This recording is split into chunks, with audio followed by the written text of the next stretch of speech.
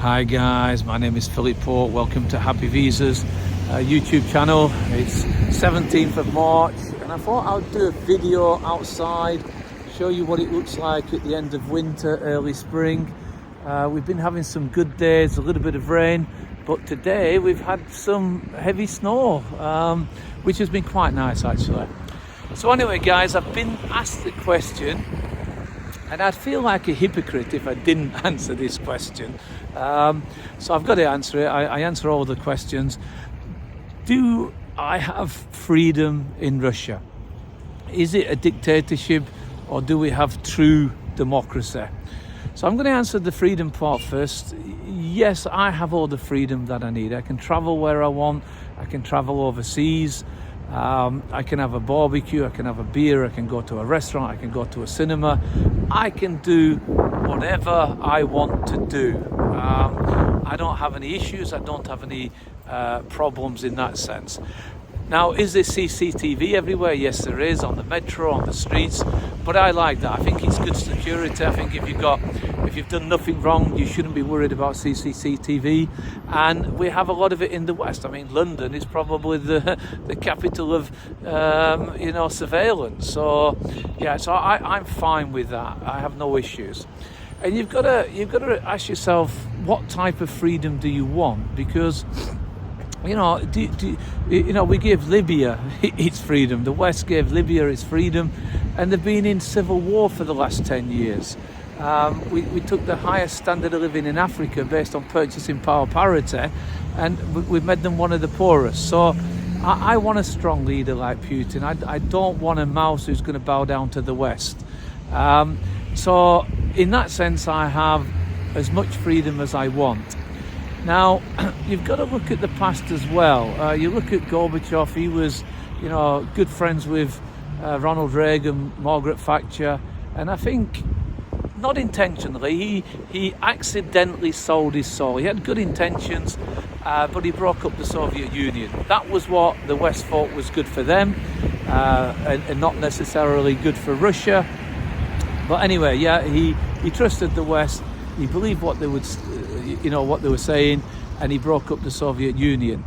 Now, then you've got Yeltsin come along. He inherited a terrible situation, and to get elected, he took over $10 billion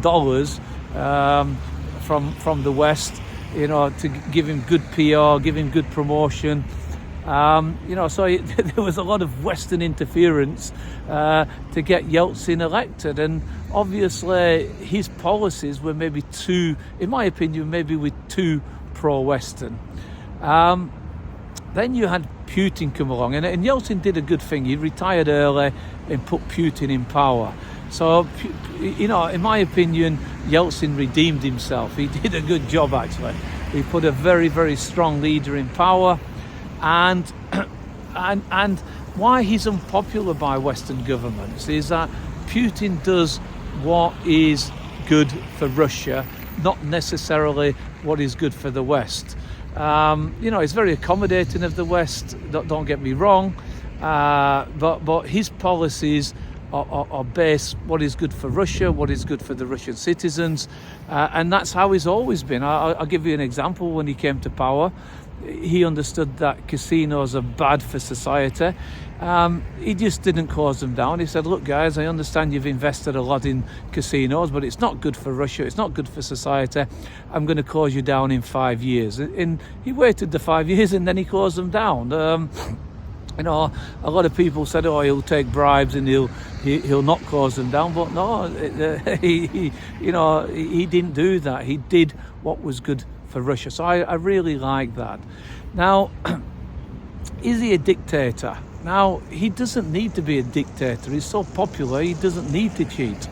So if you want to be the next president of Russia, well, obviously you have to be a Russian citizen, and you have to have, the best interest for Russia, not what is the best interest for the West. So if you want to run up against him, you're going to have no problem whatsoever.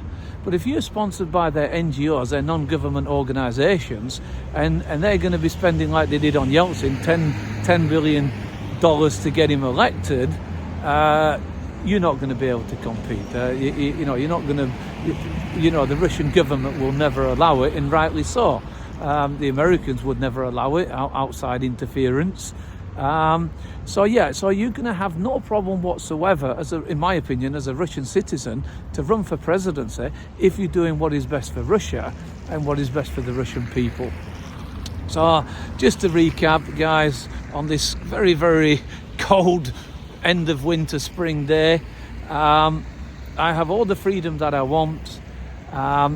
Yes, there is true democracy here, but I don't really want freedom. I want to, you know, I'm hoping Putin will stay another 20 years. And I think a lot of the Russian people want that as well. I have freedom to do whatever I want in Russia. I've got a very good business here. I never have any problems here. So yeah, that's my take on that.